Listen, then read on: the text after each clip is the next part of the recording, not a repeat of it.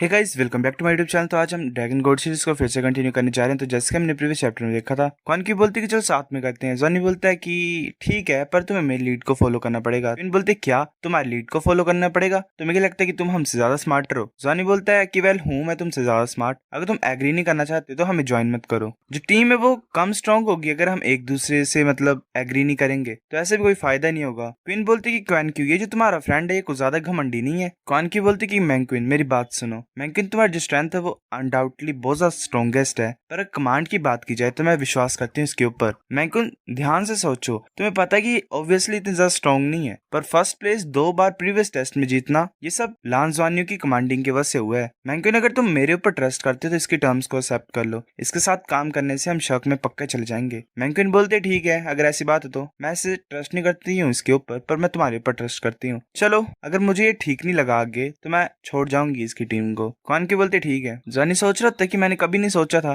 कि मेरे लिए इतनी ज्यादा सीरियसली बात करेगी यहाँ पे। फिर ऐसे कोई भी कैंडिडेट्स ने गिव अप नहीं किया, क्योंकि ये इतनी दूर आए तो वेल गिव अप करने का तो सवाल ही नहीं उठता। प्रोफेसर जी बोलते कि जो कॉम्प्रिहेंसिव टेस्ट होगा, असेसमेंट होगी, वो परसों होगी। अपने डिसीजन के लिए तुम सब रिस्पॉन्सिबल हो। जॉनी बोलता हाँ, सभी अपने डिसीजन के लिए रिस्पॉन्सिबल है। प्रोफेसर बोलते हैं कि ठीक है, हो तो रिग्रेट मत करना, पर याद रखना अपने माइंड में एक चीज को, ये जो टेस्ट है ये नॉर्मल टेस्ट नहीं है, ये रियल वॉर है, ये रियल वॉर है। मैं तुम्हें ये इसलिए बता रहा हूँ क्योंकि पीपल मरे हैं पास्ट कॉम्प्रिहेंसिव टेस्ट में भी, ये याद रखना, तुम्हें जिंदा वापस आना चाहे कुछ भी हो। फिर ऐसे आगे कुछ दिनों में लांजवानियों ने टाइम स्पेंड किया अपनी कल्टीवेशन के ऊपर। उसकी परसेप्शन में जो रिच और फुल लाइफ एनर्जी थी, एयर से उसकी बॉडी में घुस रही थी। उन ग्रीन स्पॉट्स में एक ह्यूज लाइट का स्पॉट सडनली अपीयर हुआ। वेल वो स्माइल कर रहा होता है, ज्वानी के फोरहेड में घुस जाता है। ज्वानी काफी हैरान होता है, ज्वानी कुछ अजीब सा फील करता है। ज्वानी सोच रहा होता है क्या लाइफ एनर्जी को अब्सॉर्ब करने की स्पीड मेरी 50% इंक्रीज हो गई है? ऐसा लग रहा है कि कोई स्पेशल सी ब्रेथ है मेरे सी ऑफ स्पिरिट में, क्या कुछ कनेक्ट हुआ इसके साथ? उसके अलावा कुछ भी अनयूजुअल नहीं है। वो बॉल ऑफ लाइट थी तो थी क्या? फिर ऐसे हमें ज्वानियों की रिकॉर्डिंग दिखाई देती है। वो प्रोफेसर बोल रहा होता है, वेल जो प्लेन वाला, कि मेरे को चाहिए, सिर्फ यही चाहिए मेरे को, कोई भी इसको मेरे से अलग नहीं कर सकता। इसकी पर्सनल असेसमेंट दिखा रही है कि ये मेरे डिपार्टमेंट को ज्वाइन करना चाहता है, मैं इसे चाहता हूँ। इन टियानफैंग इसका टीचर था तो ये मेरा है। वो रेड हेयर गर्ल बोलती कि ये मैं तुम्हें इसे नहीं लेने दे सकती, बच्चा स्पेशल है, स्पेशल अटेंशन चाहिए इसकी ट्रेनिंग को और इसको, क्योंकि इस बच्चे की साउल पावर और ब्लड स्पेशल है, इसे बैटल आर्मर डिपार्टमेंट में स्टडी करना चाहिए। वो प्रोफेसर बोलता है हर साल काफी कम स्टूडेंट्स मेरे डिपार्टमेंट को चूज करते हैं, इस साल भी सिर्फ यही है जो मेरे को ज्वाइन करना चाहता है। मेरे को दोबारा बोलने दो, मैं इसको चाहता हूँ, ये मेरा है। वो रेड हेयर गर्ल बोलती है कि कौन से डिपार्टमेंट को ये ज्वाइन करेगा वो हम कॉलेज डिसाइड करेंगे, तुम मेरे पास क्यों आए और ऐसे क्यों बोल रहे हो मुझे कि तुम्हें ये चाहिए? वो प्रोफेसर बोलता है कि ये लो होंग, ज्यादा दूर मत जाओ ठीक है, ज्यादा बड़ी बड़ी बातें मत करो, हम पहले हस्बैंड एंड वाइफ थे, ऐसे तो हमारा रिश्ता टूट गया। वो जो लड़की होती है उसे गुस्सा चढ़ता है, वो आगे की तरफ अटैक करने लग पड़ती है। वो जो प्रोफेसर होता है वो चुपचाप ही खड़ा हो जाता है। वो रेड हेयर गर्ल भी नोटिस करती है, अटैक लगता है उसको और वो पीछे की तरफ दीवार से जाके टकराता है। यिंग बोलती है कि तुमने क्या किया, तुम क्या कर रहे थे, तुम ऐसे एक इडियट की तरह क्यों खड़े हो गए? वो ऐसे ही चुप होता है, उसके मुंह से खून निकल रहा होता है। वो बोलता है कि मुझे पता वो मेरी गलती थी, मैंने तुम्हें एक बार बोला कि अगर तुम मुझे मार देना चाहते हो तो तुम मार सकते किसी भी टाइम, ठीक है मैं जा रहा हूँ यहाँ से, तुम बच्चे को रख सकते हो उसे, और तुम्हें नया डायरेक्टर फाइंड करना पड़ेगा स्पेस कमांड डिपार्टमेंट के लिए, मैं जा रहा हूँ यहाँ से। यिंग बोलते है कि क्या तुम मेरे को डरा रहे हो, थ्रेटन कर रहे हो? वो बोलते कि जैसे तुम सोचना चाहो तुम सोच सकते हो। वो गुस्सा होती है, बोलती तुम, फिर वो अपने लिप्स को बाइट कर लेती है। वो बोलती है कि बेकार इंसान, ये लास्ट टाइम होगा, यहाँ से दफा हो जाओ, मेरे को कभी मत देखना। वो ऐसे चलते चलते रुक जाता है, सोच रहा होता है कि ये अभी मेरे बारे में केयर करती है और पता नहीं क्या किया इसने ऐसा। फिर हमें जायो दिखा देता है, वो बोल रहा था ठीक है जो फाइनल असेसमेंट है वो स्टार्ट होने वाली है, याद रखना कोई भी वर्चुअल वर्ल्ड नहीं है स्टिमुलेशन कैबिन का, तुम्हें रियल कॉम्बैट को फेस करना है, तुम मर भी सकते इस असेसमेंट में। चलते हैं शर्क स्पेस सेंटर में, चलो। कॉलनी बोलते क्या हम स्पेसशिप को लेने लगे हैं उस प्लेस में जाने के लिए, इसका मतलब हम दूसरे प्लेनेट की तरफ जा रहे हैं। जॉनी भी हैरान होता है। लिफेंग सोच रहा था कि जब मिस्टर जायो ने मेरे को ठीक कर दिया, उसने मेरे को कॉम्बैट स्किल्स दी एंशिएंट मार्शल आर्ट्स की मेरे को। वो फिर ऐसे मिस्टर जी को बताता है। मिस्टर जी बोलता है कि कॉम्बैट स्किल वो भी एंशिएंट मार्शल आर्ट्स की, वो खतरनाक होती हैं, तो तुम्हें सिर्फ लास्ट रिजोर्ट पे यूज करना उन्हें, ठीक है? तो ऐसे जा रहे होते हैं बस में से, वो शिप के पास पहुंच जाते हैं, सब बोल रहे होते हैं, एआई बोल रही कोई बोल रहा होता है कि सभी बैठ जाओ हम जाने वाले हैं। वो स्पेस के बाहर चल जाती है। कॉनली सोच रहा होता है कि हम आउट ऑफ स्पेस हैं। जॉनी कुछ नोटिस करता है, लाइफ एनर्जी उसकी बॉडी को कवर कर रही होती है। फिर भी जाय बोलते हैं कि स्टूडेंट्स अटेंशन को पे करो, शर्क के कॉम्प्रिहेंसिव असेसमेंट टूर में तुम्हारा वेलकम किया जाता है। मैं तुम्हें कुछ बोलने वाला और तुम्हें एज अ सीक्रेट रखना उसे, ठीक है? तुम्हें एक डॉक्यूमेंट पे साइन करना है कि तुम वापस आ गए वेल टेस्ट को लेके, जिंदा वापस आए हो। अब मैं तुम्हें एक स्टोरी सुनाता हूँ, ये सीक्रेट है फेडरेशन का। 10,000 ईयर से जो फेडरेशन की टेक्नोलॉजी उन्होंने कुछ ज्यादा ग्रेट प्रोग्रेस को किया है। इनिशियल कोलिजन जो हुई थी सन और मून लैंड की और जो साउलैंड की जो साउल गाइड टेक्नोलॉजी है यूज की जाती थी, जो कि डिटरमाइन करने के लिए डायरेक्शन को इंटरस्टेलर इमिग्रेशन के लिए। अब हमारे पास काफी ज्यादा एडमिनिस्ट्रेटिव प्लैनेट्स है, पर तुम्हें पता है कि कितना ज्यादा डिफिकल्ट है उन एडमिनिस्ट्रेटिव प्लैनेट्स को फाइंड करना और वेल फर्दर इमिग्रेशन करना वहां पे। फिर ऐसे वो सो गए होते, जॉनी आइस को ओपन करता है। मिस्टर साहब बोलते कि हम लैंड करने वाले हैं, प्लीज इम्पैक्ट के लिए प्रिपेयर रहो। एक जो प्लेनेट होता है जिसमें ह्यूमन और साउल बीट्स साथ में रह सकते हैं, वहाँ पे हमेशा नेटिव इंटेलिजेंट क्रिएचर्स होते ही हैं। हमारे जो इमिग्रेशन में डेफिनेटली स्ट्रॉन्ग रेजिस्टेंस आएगी, बोर को कोई नहीं रोक सकता वहाँ पे। इंटरस्टेलर इमिग्रेशन बोर में हम स्ट्रॉन्ग ओपोनेंट्स को इनकाउंटर करते हैं, डिफिकल्ट सिचुएशन को इनकाउंटर करते हैं। वेल न्यू प्लैनेट्स में जाना, जैसे कि आपने अवतार या अवतार 2 देखी होगी, वैसा सीन है। नए प्लैनेट्स में जाना और वहाँ पे फाइट वगैरह होती है दूसरों के साथ। इस इमिग्रेशन के टाइम पे हमें उनके ऊपर रिलाई करना पड़ता है जो कि कुछ एलिट्स होते हैं, जो कि शर्क कल्टीवेट करता है। फ्यूचर में तुम रियल बैटलफील्ड में एंटर करोगे, ये जो स्पेसशिप है ये तुम्हें स्मार्ट प्लेनेट में भेज देगा, जो कि फेडरेशन ट्राई कर रही है कॉन्कर करने के लिए। तुम्हें वहां पे नेटिव क्रिएचर्स के साथ फाइट करना पड़ेगा जो कि इंटेलिजेंट है। जो तुम्हें करना है वो यही करना है कि तुम्हें अपना बेस्ट करना सर्वाइव करने के लिए। जो टीचर है वो भी तुम्हें बेस्ट देंगे, वो ऐसा करेंगे ताकि तुम मरोगे नहीं वहां पे। पर जिन स्टूडेंट्स को हेल्प मिलेगी वो अपनी क्वालिफिकेशंस को खो देंगे और लास्ट में जो सर्वाइव कर पाएगा उन्हें कॉम्प्रिहेंसिव स्कोर मिल जाएगा। क्वानली और जॉनी एक दूसरे की तरफ देख रहे होते हैं, तब बड़ी बड़ी ट्यूब्स उनके ऊपर आ जाती हैं। एआई बोल रही होती है कि हिप्नोटिक गैस इंजेक्ट की जाती है, हम हाइपर स्पेस जंप पे एंटर करने वाले, सभी रेडी रहो डीप स्लीप के लिए। फिर जॉनी अपनी आइज को ओपन करता है, वो एक स्पेसशिप में खुद को पाते हैं। जाया बोलता है सभी स्टूडेंट्स अब तुम जा सकते हैं यहाँ से। वैसे ही जो स्पेसशिप्स होती हैं वो मूव कर रही होती है। जॉनी आगे की तरफ देखता है, वेल विंडो से वहाँ पे जो स्पेसशिप्स होती हैं वो प्लेनेट को डिस्ट्रॉय कर रही होती हैं, वेल क्रिएचर्स को या फिर कुछ ऐसा वैसा। क्वानली बोल रहा है, ओ माय गॉड। क्वानली बोल रहा होता है हैरानी से कि ये तो असली बैटलफील्ड है। वैसे नीचे उतर जाते हैं। जाया बोलता है कि हम अपनी डेस्टिनेशन में पहुंच गए इस ट्रिप की। ये एक अनअनाउंस्ड प्लेनेट है, जो फेडरेशन है वो ट्राई कर रहा है यहाँ पे कॉन्कर करने का, वाले से जीतने का। जल्दी तुम्हें भी एड ड्रॉप कर दिया जाएगा इस बैटलफील्ड में एज अ मर्सिनरी। तुम्हारे जो अचीवमेंट्स होंगे इस बैटलफील्ड में उन्हें शर्क बैजेस के साथ एक्सचेंज किया जाएगा। जॉनी सोच रहा होता है कि शर्क बैज। जाया बोलता है कि तुम सभी को एक लोकेटर मिलेगा और एक सप्लाई बैग मिलेगा। सप्लाई बैग के अंदर इमरजेंसी फूड है 1 दिन का। 3 दिन के टाइम में तुम्हारा जो मिशन है वो सर्वाइव करने का है और लोकेटर को तुम यूज कर सकते हो वापस आने के लिए। अब सभी तुम जाओ और अपने पर्सनल सप्लाईज को ले लो, तुम्हारे पास 10 मिनट है, फिर उसके बाद हम यहाँ से चल पड़ेंगे। वो फिर ऐसे करते हैं, स्पेसशिप में बैठे होते हैं। लुफेंग बोलता है कि जो सप्लाई बैग है वो 1.5 लीटर का वाटर कंटेन करता है और उसमें 2 पैक्स हैं कॉम्प्रेस्ड फूड के। जॉनी बोलता है कि जो लोकेटर है वो भी सिंपल मैप्स को दिखाता है डायरेक्शन को ही। हम अभी बेस से दूर जा रहे हैं। फिर ऐसे 200 किलोमीटर दूर उड़ के जो शिप थी उन्होंने पहले एनिमी अटैक को एनकाउंटर किया। वेल वो जो कुछ बर्ड्स टाइप होती हैं उनसे फाइट कर रहा होता है, वो स्पीड उनसे फाइट कर रही होती है शिप्स। जॉनी देख रहा होता है उन्होंने ऐसा करता हुआ। वेल एक रोबोट ने भी एक बर्ड को मारा होता है वहां पे। जॉनी बोलता है कि हेलो, क्या कोई चीज स्पेशल है इन स्ट्रेंज बर्ड्स में जिनको हम रिसाइकल कर सकते हैं? वो कमांडर बोलता है, वेल अगर तुम in big ballad purple eagles की बात करो तो एक चीज है जिसको क्रिस्टल न्यूक्लियस बोला जाता है।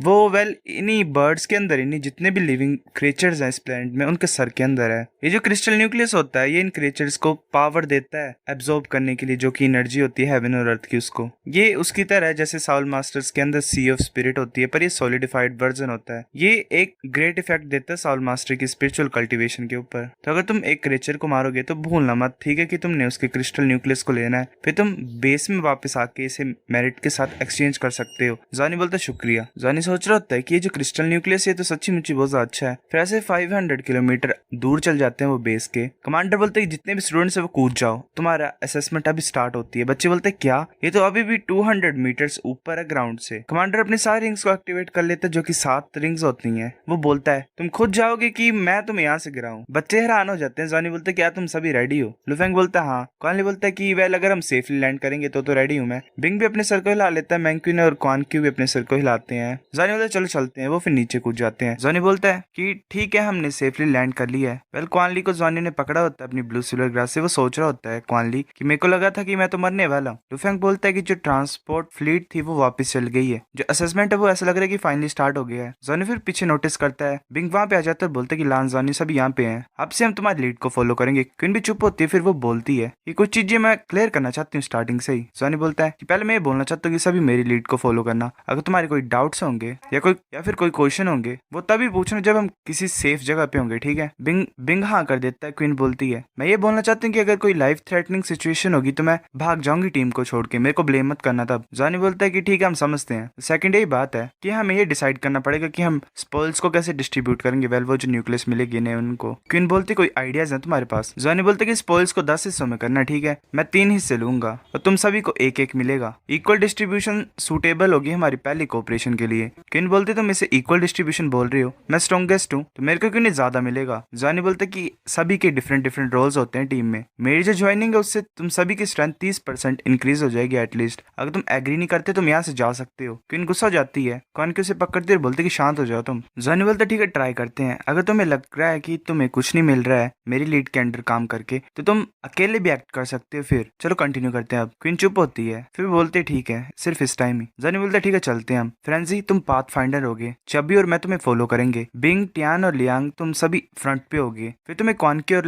लान मैंग क्वीन फॉलो करेंगे, वेल तुम्हारे पीछे होंगे। हम उस डायरेक्शन में मूव करेंगे। फिर वो ऐसे मूव कर रहे होते आगे की तरफ। क्वीन बोलती है कि हम बेस में क्यों नहीं जाते, हम ऑपोजिट डायरेक्शन में क्यों जा रहे हैं? जॉनी चुप होता है पहले, फिर वो बोलता है अगर हम बेस में वापस जाएंगे तो हम सिर्फ सर्वाइव ही करेंगे, हमें इतने ज्यादा स्पॉइल्स नहीं मिलेंगी और स्टार्टिंग पोजीशन में हमें ऐसे एनिमीज मिलेंगे जो हमारी स्ट्रेंथ को मैच करेंगे, तो आगे जाके हमें वेल फायदा ही होगा, हमारे पास हायर चांस होंगे ज्यादा स्पॉइल्स को पाने के लिए। लान मैंक्विन मैं तुम्हें सिर्फ इसी टाइम एक्सप्लेन करूंगा पर ये लास्ट टाइम होगा, मैं यही होप करता हूँ कि सभी मेरी लीड को फॉलो करेंगे, ये सेफ्टी के लिए है। क्वीन बोलते ठीक है, वो सोच रही होती है कि ये इंसान ये कुछ स्पेशल है। लुफेंग आ जाता है वापस और बोलता है कि काफी ज्यादा मॉन्स्टर्स हैं छुपे हुए हिल्स में, ये जो एलियन मॉन्स्टर्स हैं ऐसा लग रहा है कि ग्रुप में रहते हैं। जॉनी बोलता है, फिर वो कंटिन्यू करता है और बोलता है कि कुछ ग्रुप 7 के हैं और 8 मॉन्स्टर्स के हैं और कुछ तो 100 के ग्रुप में है। वहाँ पे फाइट हो रही है अभी 10 मॉन्स्टर्स मारे गए हैं, युआन नैन ने किए मेरे को लगता है, समय ये गेस कर रहा हूँ। जॉनी चुप होता है, वो फिर बोलता है कि चलो कंटिन्यू करते हैं उसको फॉलो करने के लिए, याद रखना एक मार्क को छोड़ना है, ठीक है, हम फिर इस मार्क को फॉलो कर सकते हैं वापस आने के लिए। जॉनी बोलता है कंटिन्यू करो उसको फॉलो करना, ठीक है,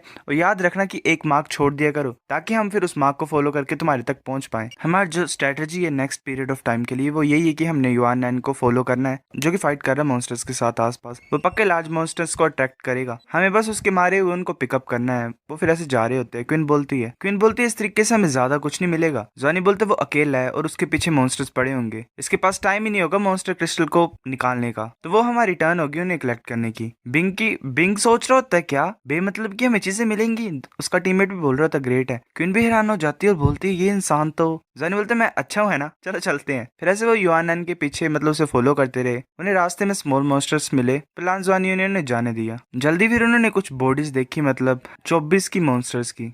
क्रिस्टल न्यूक्लियस थे हाफ मॉन्स्टर्स में से उनके, वो नी निकाले गए थे। फिर जॉनी उन्हें पकड़ लेता है। जॉनी फिर क्वीन के पास जाता है और बोलता है कि तुम स्ट्रॉन्गेस्ट हो टीम के, तो तुम्हें इसे अपने पास रखना चाहिए, अगर हम डेंजरस सिचुएशन में हो गए तो तुम रिस्पॉन्सिबल हो गए इन्हें वापस ले जाने के लिए और फिर पास करने के लिए। फिर ऐसे वो जर्नी को कंटिन्यू करते हैं। क्वीन बोलती है कि तुम इतने ज्यादा कोशिश क्यों हो, हमें इसको फॉलो क्यों करना पड़ रहा है इतने ज्यादा क्लोजली, हम फाइट कर सकते हैं मॉन्स्टर्स के साथ। कौन की बोलती है कि इसके पास पक्का रीजन होगा, इसके ऊपर ट्रस्ट करो। क्वीन बोलती है ठीक है वेल। फिर हमें लूफेंग दिखाई देता है, वो बोलता है युआन नैन ट्रेवल में है, उसके पीछे 100 से भी ज्यादा मॉन्स्टर्स पड़े हुए हैं। जॉनी बोलता है ठीक है चेक करते हैं। वो फिर एक जगह से देख रहे होते हैं, वहाँ पे युआन नैन फाइट कर रहा होता है। जॉनी सोच रहा है भागने की नहीं सोच रहा है, इसको अभी भी फिक्र है अपने स्पॉइल्स के बारे में, फिर जो ब्लू मॉन्स्टर्स हैं ये तो बिगेस्ट थ्रेट है मेरे को लग रही है ऐसा। बिंग बोलते क्या मैं जाऊं और हेल्प करूं? जॉनी बोलता अभी नहीं, हमें वेट करना पड़ेगा, सभी ऑब्जर्व करो। फिर हमें युआन नैन दिखा देता है, वेल कूल बंदा ये। वो आगे की तरफ शूट कर रहा होता है अपनी सारी रिंग्स को एक्टिवेट करके, उसका एरो आगे की तरफ जा रहा होता है। जॉनी सोच रहा होता है ये तो सेकंड साल स्किल है टॉक्सिक की तरह अटैक पॉइजन वाला, जो पॉइजन एरो थे उसने आधे से ज्यादा मॉन्स्टर्स को मार दिया।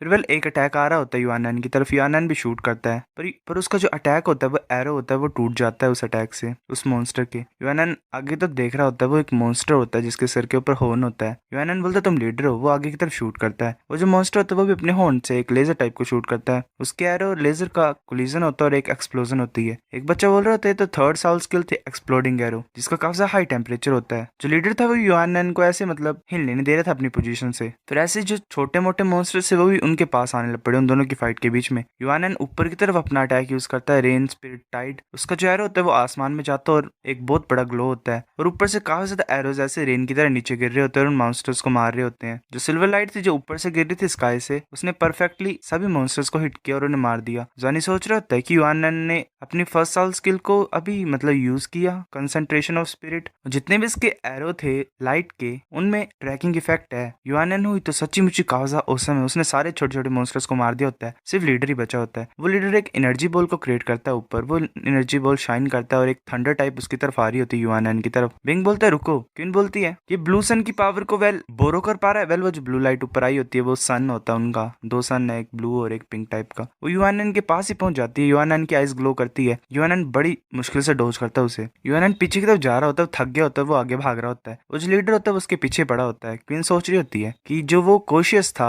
ज़ुआनयू वो नेसेसरी थी, हमें ऐसे large number of crystal nucleus मिल जाएंगे यहाँ पे, और हमने यहाँ पे लर्न भी कर लिया कि युआनएन किस तरह का कैपेबल है, वो क्या क्या कर सकता है, और हमने यहाँ पे रुक के भी देख लिया कि मॉन्स्टर कैसे अटैक करते हैं। पहला पता लगा कि ज़ुआनयू कितना अमेजिंग है। ज़ुआनयू बोलते हैं कि फ्रेंजी ट्रैक करते रहना, ठीक है, ये हमारी हेल्प करेगा, फिर आगे हमने क्या एक्शन लेने उसके लिए। चलो पहले बैटलफील्ड को क्लीन कर देते हैं। पॉइजन मॉन्स्टर्स को टच मत करना अपने हाथों से, पॉइजनिंग को हम ऐसे प्रिवेंट कर सकते हैं। फिर ऐसे क्लीनिंग के बाद उन्हें 100 ऑफ क्रिस्टल न्यूक्लियस मिला। लान ज़ुआनयू ने सारे लान मैंक्विन को दे दिए। कानक्यू मैंक्विन के पास जाके बोलती क्या तुम अब सेटिस्फाइड हो। मैंक्विन बोलती है कि इसका सिर्फ अच्छा ही लग था। कानक्यू बोलती है कि इसके पास हमेशा अच्छा रीजन होता ही है, ये कभी भी ऐसे मतलब अंधों की तरह हरकतें नहीं करता और एक्ट नहीं करता है, ये ज्यादा रिस्पॉन्सिबल है। मैंक्विन बोलती है कि तुम इसकी साइड क्यों ले रहे हो। कानक्यू बोलती कि मैं नहीं ले रही हूँ, मैं हमेशा सही बात ही बोलती हूँ और वेल जो सही है उसी की साइड लेती हूँ। फिर वो ऐसे कंटिन्यू करते रहे। जो मार्क ल्यूफेंग छोड़ रहा था उसके पीछे पीछे जा रहे थे। ल्यूफेंग बोलते कि उसने रेस्ट लिया था रोक के पास, वो यहाँ से ज्यादा दूर नहीं है। ज़ुआनयू बोलते कि लाइटनिंग ब्लू लेपर्ड कहाँ पे गया। ल्यूफेंग बोलता है कि उसने वो मार दिया है, उसका जो क्रिस्टल न्यूक्लियस है वो कुछ स्पेशल है, वो एटलीस्ट 3 टाइम बड़ा है बाकी मॉन्स्टर से और वो ब्लू कलर का है। मैंक्विन बोलती क्या उसने मार दिया। ल्यूफेंग बोलते कि उसने अपनी 5th साल स्किल यूज की थी, उससे उसने 100 ऑफ लाइटनिंग्स को शूट किया था स्काई से, और फिर वो जो लाइटनिंग थी वो एयर में ऐसे गैदर हुई और उसके गाइडेंस के अंडर में उन सभी ने उसके टारगेट को हिट किया और उस अटैक की वजह से वो सेकंड्स में मर गया। लांजानी और मैंक्विन भी हैरान हो जाते हैं, बोलते क्या सेकंड्स में मर गया। क्वानली बोलता है कि अब हम क्या करें नेक्स्ट। ज़ुआनयू सोच रहा होता है, फिर वो कुछ बनाता है नीचे और बोलता है कि अब वो रेस्ट कर रहा है तो हम 3 स्मॉल ग्रुप्स में स्प्लिट होंगे और मॉन्स्टर्स को हंट करेंगे आसपास। 1 घंटे बाद यहीं पे वापस आना, ठीक है। वैसे चले जाते हैं। क्वानली बोलता है कि हम उसे रोब क्यों नहीं करते, उसके हम ब्लू क्रिस्टल को चुरा क्यों नहीं लेते, ये ज्यादा वैल्यूएबल होगा। ज़ुआनयू बोलता है हम वो नहीं कर सकते हैं अभी, उसने हमारी काफी हेल्प की है तो हम उसे प्रोटेक्ट करेंगे जब तक वो मॉन्स्टर्स को मारेगा, फिर हम और ज्यादा प्रोटेक्ट करेंगे। वो फिर ऐसे कंटिन्यू करता रहेगा उनको मारने के लिए। एक ब्रेक के बाद क्वानली सोच रहा था तुम्हारे कहने का मतलब है कि हम अभी नहीं कर सकते हैं वो, तुम इतने सीरियस क्यों हो। ज़ुआनयू बोलता है कि इसे 1 घंटे के लिए रेस्ट करने दो, फिर हम उसे उठा देंगे। हमारे यहाँ पे मॉन्स्टर्स को मारने की वजह से और ज्यादा मॉन्स्टर्स अट्रैक्ट होंगे, फिर हम इसे उन मॉन्स्टर्स की तरफ लेके जाएंगे उन्हें मारने के लिए। ये हमसे ज्यादा फास्ट तरीके से मारता है, फिर ऐसे और ज्यादा मॉन्स्टर्स आते रहेंगे और उनके लीडर्स आ जाएंगे। इस तरीके से हम और ज्यादा स्पॉइल्स को एक्सपेक्ट कर सकते हैं। क्वानली बोलता है ओसम, तुम तो हमेशा मेरे को सरप्राइज करते हो, मैं को ज्यादा एडमायर करता हूँ तुम्हें, मेरे तो वर्ड्स भी एक्सप्रेस नहीं कर सकते हैं इन चीजों को। ज़ुआनयू बोलता बस करो अब चलो चलते हैं। क्वानली बोलता है अगर उसे पता लग जाएगा हमारे प्लान के बारे में तो वो क्या करेगा। ज़ुआनयू बोलता है वो पक्का हमें शुक्रिया बोलेगा, मैं पक्का बोल सकता हूँ ये चीज को। वेल क्या ही यूज कर रहा है। फिर 1 घंटे के बाद का सीन दिखाई देता है। जब वो तीनों वापस आए तो वो काफी ज्यादा मॉन्स्टर्स को ले आए थे युआनएन को अप्रोच कराने के लिए। रेस्ट के बाद युआनएन ने उनको मारना स्टार्ट कर दिया काफी ज्यादा अच्छी एफिशिएंसी से। फिर बाकी जो 2 ग्रुप्स थे वो वापस आ गए, उन्होंने भी काफी ज्यादा मॉन्स्टर्स को अट्रैक्ट किया था। वो सारे मॉन्स्टर्स युआनएन के पास चले गए। फिर ऐसे मॉन्स्टर मरते जा रहे थे, उनका लीडर अपेयर हो गया, एक बर्ड टाइप होती है वो अटैक करती है, युआनएन डॉज कर लेता है। क्वीन बोलती है युआनएन को ज्यादा शांत है लास्ट टाइम से, चलो पहले ऑर्डिनरी को फिनिश करते हैं फिर हम फोकस करेंगे लीडर के ऊपर। पहले ऑर्डिनरी को फिनिश कर रहे हैं फिर वो फोकस करे लीडर के ऊपर। वो जो लीडर होता है वो अपना अटैक यूज करने लगा होता है। ज़ुआनयू बोलते कि ऐसा लग रहा है कि लीडर कैपेबल है सन की पावर को बोरो करने के लिए, अपने अटैक को लॉन्च करने के लिए। वो वेल वॉयलेट कलर के सन की यूज कर रहा होता है एनर्जी को। युआनएन हैरान होता है, वो जो एनर्जी बॉल होती है वो आगे होती है, युआनएन आगे शूट कर रहा होता है। वो अपनी एक ब्लैक रिंग को यूज करता है उसकी पावर को और आगे की तरफ एक थंडर एरो को शूट करता है उस बर्ड की, और वो थंडर एरो का कोलिजन होता है अटैक का और एक एक्सप्लोजन होती है। युआनएन पीछे की तरफ हो जाता है, बर्ड की चेस्ट पे भी एक स्लैश लग जाता है और उससे खून निकल रहा होता है। ज़ुआनयू बोलते कि इसने मैक्सिमम अटैक को खुद ही सॉल्व कर लिया जो कि ब्लैक एनर्जी बॉल से आया था, और इसने लीडर को इंजर भी कर दिया। युआनएन तो काफी स्ट्रॉन्ग है। वो जो बर्ड होती है वो ऊपर की तरफ उड़ जाती है, तभी एक और बर्ड ऊपर की तरफ से आ रही होती है। ज़ुआनयू बोलते ये तो एक और बिग बेलिड पर्पल ईगल है, ये तो प्रीवियस वन से ज्यादा बड़ी है। युआनएन भी हैरानी से ऊपर की तरफ देखता है, वो जो नई आई होती है बर्ड वो एक एनर्जी बीम को शूट करता है। यूएनएन उसे डोज कर लेता है। जॉनी बोलता है अभी हमारा टाइम है, बिंग अपनी फोर्थ साउल स्किल को यूज करो वहां पे अटैक को रोकने के लिए और फाइट में इंटरफेयर करने के लिए। यूएनएन की हेल्प करो जाके, चल चलते हैं। इसको देख के ऐसा लग रहा है कि 10,000 ईयर ऑफ कल्टीवेशन वाला है, ध्यान देना सभी। लिन तुम उसके ऊपर अटैक करो जो इंजर है। जॉनी ने अपनी ब्लू सिलर ग्रास से बांधी होती है। लिन सोच रहा था कि इसकी स्पोर्ट एबिलिटी इतनी ज्यादा इंप्रूव कैसे हो गई, पर इसका जो साउल रिंग है वो तो अभी भी अनचेंज्ड है। ऐसे वो अपने फायरबॉल्स को आगे की तरफ शूट कर देता है। बिंग भी आगे की तरफ जा रहा होता है। बिंग जल्दी से थंडरबोल्ट की तरह मूव करके उस नए बर्ड की तरफ जाता और उससे टकराता है। बिंग ऐसे नीचे की तरफ गिर रहा होता है, सोच रहा होता है ये तो बहुत ज्यादा मुश्किल है इससे डील करने के लिए। तभी वो जो लिन के फायरबॉल्स होते हैं वो उस इंजर्ड वन की तरफ जा रहे होते हैं और वहां पे जाके टकराते हैं और एक एक्सप्लोजन होती है। वो बर्ड नीचे की तरफ आ रही होती है। मैंक्विन आगे की तरफ देख रही होती है, वो बैठी होती है और बोलती है कि अब हम कर सकते हैं। बिन आगे की तरफ देख रही होती है, बोलती है कि मैं करती हूँ अब कुछ। जॉनी बोलता है रुको, तुम्हारी जो आइस है और जो आगे फायर एलिमेंट है उसकी वजह से कुछ प्रॉब्लम हो जाएगी। जॉनी हैरान हो जाता है, बिन की तरफ देखता है, उसने एक इंस्ट्रूमेंट टाइप निकाला होता है, उसकी आइस ग्लो कर रही होती है। जॉनी सोच रहा था इसके पास भी एक और मार्शल साउल है, इसके पास भी ट्विन मार्शल साउल्स हैं। उसने वो इंस्ट्रूमेंट अपनी गोद के ऊपर रखा होता है, फिर वो अपनी सारे रिंग्स को बाहर निकाल लेता है। क्वानली काफी हैरान होता है और सोच रहा होता है 4 ब्लैक रिंग्स। जॉनी सोच रहा होता है चारों रिंग्स 1000 ईयर ओल्ड हैं, क्यों अपने हैंड से उस इंस्ट्रूमेंट को बजाने लग पड़ती है। जॉनी सोच रहा था किस तरह की साउंड रिलीज कर रहा है। वो जो साउंड होती है वो काफी ज्यादा खतरनाक तरीके से जारी होती है।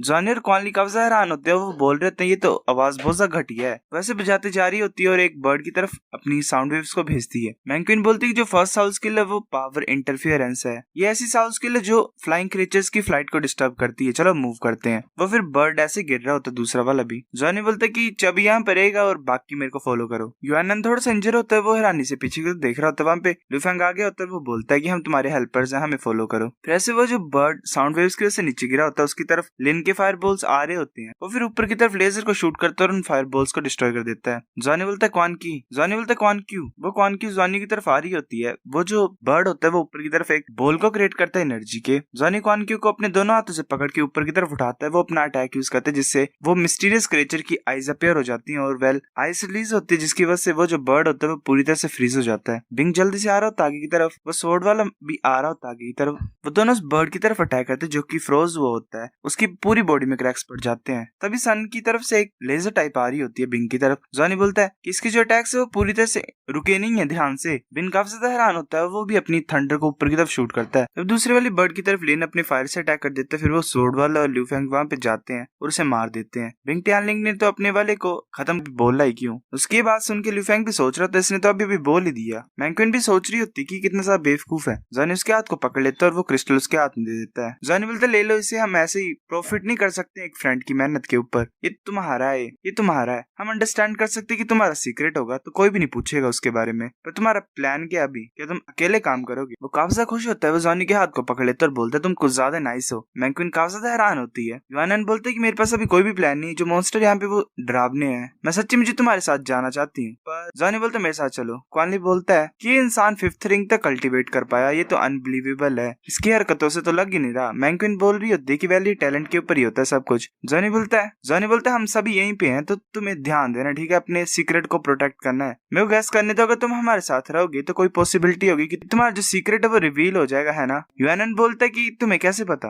वेल इसने मुंह से खुद ही बोला होता है। जॉनी बोलता है वेल मैंने सिर्फ गैस ही। जॉनी बोलता है कि यहाँ पे कुछ ज्यादा डेंजरस है, पर तुम हमारे साथ नहीं रह सकते ऐसे तुम्हारे सीक्रेट की वजह से, तो ये सिचुएशन ज्यादा खतरनाक है। मैं तुमसे पूछना चाहता हूँ कि तुम्हारा सीक्रेट क्या है। हम फाइंड नहीं कर पाएंगे ना उसे अगर हम एक दूसरे से डिस्टेंस मेंटेन करेंगे, है ना। यूएनएन बोलती है हाँ तुम्हारी अंडरस्टैंडिंग करेक्ट है, और बात यही कि मैं अभी एज ऑफ प्यूबर्टी में नहीं पहुंचा हूँ। जॉनी सोच रहा था क्या ये सब कुछ खुद ही बता देगा क्या मुंह से। जॉनी सोच रहा था क्या ये खुद ही बता देगा क्या सब कुछ अपने मुंह से। जॉनी बोलता है कि वेल हम ऐसा करेंगे, तुम अकेले एक्ट करना, पर हम कुछ डिस्टेंस से तुम्हें फॉलो करेंगे। अगर ज्यादा मॉन्स्टर्स आएंगे तो हम साथ में काम करेंगे उन्हें मारने के लिए। तुम्हें क्या लगता है। यूएनएन बोलती कि ये ग्रेट है, मुझे तुम्हारा प्लान पसंद आया, पर सभी यहाँ पे असेसमेंट के लिए आए हैं, मेरे को लगता है कि मैं तुम्हारे टाइम को वेस्ट करूंगा। जॉनी बोलता है कि वेल ये कोई भी प्रॉब्लम नहीं है, हम 3 टीम की कॉम्बिनेशन है, जो स्पॉइल्स है वो भी डिवाइड होंगे इक्वली, तो इसीलिए हमें ज्यादा स्पॉइल्स को पाना पड़ेगा। ऐसे क्यों नहीं करते तुम कि जितने भी तुम्हारे स्पॉइल्स हैं उन्हें शेयर करना हमारे साथ, हम तुम्हें 30% देंगे, हम सभी जो इकट्ठा करेंगे उनसे। यूएनएन बोलते कि ये फेयर नहीं है मुझे लगता है। जॉनी सोच रहा होता है कि ये बच्चा प्रिटेंड कर रहा था बेवकूफ होने के लिए। यूएनएन बोलता है कि मैंने तुम्हें ज्वाइन किया है, मैं ज्यादा कैसे ले सकता हूँ, चलो सभी इक्वली शेयर करते हैं। जॉनी बोलता है पर मैं ऐसा नहीं कर सकता, मुझे लगता है इससे तुम्हारे ग्रेड्स अफेक्ट हो जाएंगे।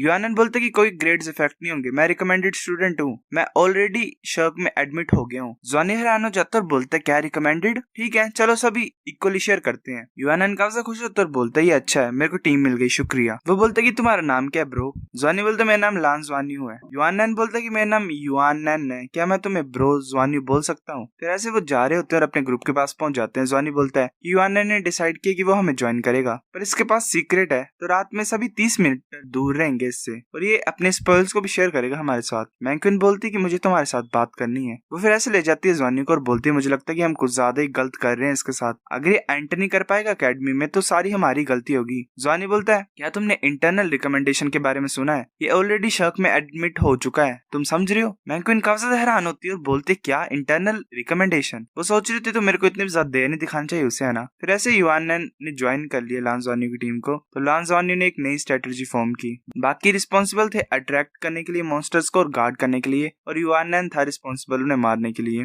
लान ज़्वान्यू की जो ब्लू सोलर ग्रास थी उसकी वजह से काफी ज्यादा ग्रेटली एफिशिएंसी इंक्रीज और मॉन्स्टर्स की हंटिंग भी ज्यादा आसान होगी। सेकंड डे की नाइट में उन्होंने 3 वेव्स मॉन्स्टर्स की फिनिश कर दी थी। युआनन माउंटेन के टॉप के ऊपर रहता था और बाकी जो थे वो माउंटेन के नीचे। ऐसे क्वानली काफी ज्यादा खुश होकर बोलता है कि मैं बिलीव नहीं कर सकता, 6 लोड क्लास क्रिस्टल न्यूक्लियस है हमारे पास और 1000 ऑर्डिनरी क्रिस्टल न्यूक्लियस है, वेल 1000 से ज्यादा ही। जॉनी बोलता है युआनन ने भी अपनी सारी प्रीवियस अर्निंग इसमें डाल दी, वो वेल स्ट्रांगली विश कर रहा है कि वो सब कुछ जो भी उसने इकट्ठा किया वो शेयर करे इक्वली। मैंक्विन बोल रही होती है कि वेल तुम ग्रेट हो, मैं और कुछ नहीं बोल सकती। युआनन ऐसे सोया होता है, वो सोच रहा होता है कि कितना ज्यादा अच्छा है ब्रो ज़्वान्यू, कितना ज्यादा काइंड है मेरे लिए, उनकी टीम को ज्वाइन करने से मेरे को बहुत ज्यादा खुशी हो रही है। फिर ऐसे हमें सेकंड डे का सीन दिखाता है टेस्ट का। फिर ऐसे डीप जाते रहे हिल्स में, उन्हें काफी ज्यादा अच्छी तरह से काम किया युआनन के साथ, तो उन्हें सिर्फ आधा दिन लगा वो सब पाने के लिए जो मतलब उन्होंने पहले अकेले में पाया था। जो ओनली प्रॉब्लम यही थी कि उनके पास कम फूड था, फूड बचा ही नहीं था। जॉनी बोलते चलो फिनिश कर देते हैं जो फूड बचा हुआ उसको। मैंक्विन बोलती अभी, पर हमें फॉलोइंग डेज के बारे में भी तो सोचना ही पड़ेगा। जॉनी बोलता है हमारा जो गोल है वो अभी है ज्यादा स्पर्ल्स को पाना, कल हम रिट्रीट कर लेंगे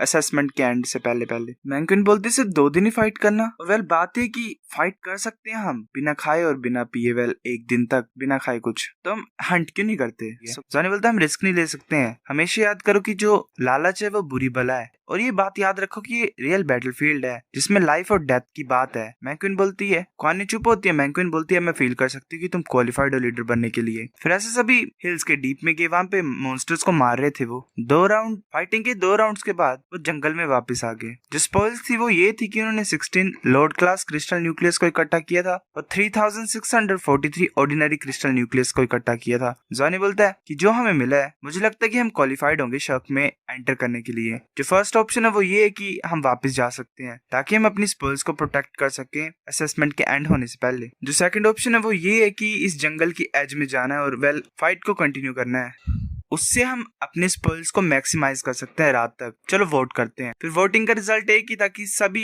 फाइटिंग को कंटिन्यू करना चाहते हैं। जॉनी 2 कंप्रेस्ड फूड के पैकेट्स को बाहर निकाल देता है। जॉनी बोलता है इस कंप्रेस्ड फूड को फिनिश करो, आधे घंटे की रेस्ट के बाद हम फाइटिंग को स्टार्ट करेंगे। क्वानकी बोलती है कि तुमने अपने फूड को टच क्यों नहीं किया है। क्वानली बोलता है कि जॉनी तुम हंग्री नहीं हो, तुम ही ऐसे पर्सन हो जो हमेशा सबसे ज्यादा खाता है। जॉनी बोलता है मैं सच्ची मुझे हंग्री नहीं हूँ, तुम खा सकते हो। फिर रेस्ट के बाद वो जंगल में चले गए। लांजानियो ने क्वानली को बोला कि एक साउल बीस्ट को समन करे ताकि वो रास्ते को एक्सप्लोर कर सके। फिर ऐसे वो बीस्ट को आगे की तरफ भेज देता है और उसकी आइज को अपनी आइज से कंट्रोल कर रहा होता है। क्वानली बोलता है कि देखो, क्वानली बोलता है कि जो मॉन्स्टर्स यहाँ पे वो पहले वाले से ज्यादा बड़े हैं, 6 है टोटल में। जॉनी बोलता है उन्हें अट्रैक्ट करो बिना उन्हें मारे हुए। तो ऐसे एक बड़ा सा मंकी आ रहा होता है जिसके 2 सर होते हैं। बिन उसकी तरफ अटैक करने के लिए जाता है थंडर बन के, तो वो भी एक लेजर को शूट करता है। बिन काफी ज्यादा हैरान होता है, वो पीछे की तरफ मूव कर जाता है। मैंक्विन बोलते जो अटैक था ये 2 हेडेड एप का वो तो कुछ ज्यादा पावरफुल था, ये तो पहले के जो लॉर्ड क्लास मॉन्स्टर्स थे उनके कंपैरिजन में है। जॉनी हैरानी से बोलता है क्या 6 हैं और साथ में। फिर वो ऑर्डर करता है कि जो 10,000 एयर साल स्किल्स वाले हैं ग्रुप है वो अटैक करो साथ में।